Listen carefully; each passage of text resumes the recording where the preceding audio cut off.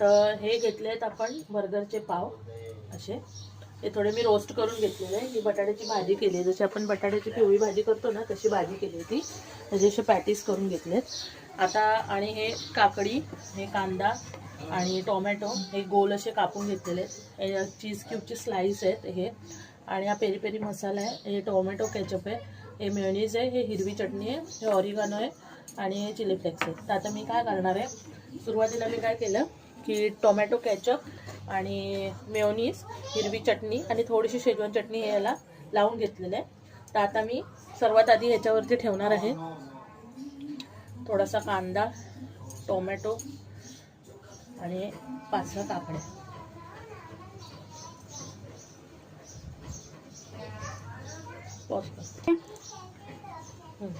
तर बघा याच्यामध्ये मी पेरी पेरी मसाला वरून स्प्रिंकल केला, टोमॅटो, कांदा आणि काकडी आहे. आता ही आपली पॅटीस ठेवते मी आणि त्यानंतर ह्याच्यावरती पुन्हा थोडासा कांदा, टोमॅटो नको, एक चीज स्लाइस ठेवते याच्यावरती आणि याच्यावरती थोडंसं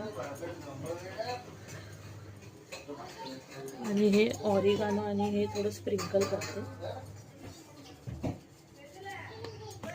चिली फ्लेक्स आता.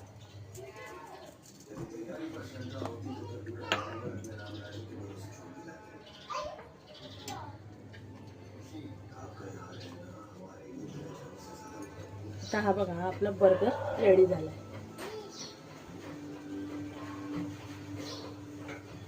हा आता मी सर्व करते.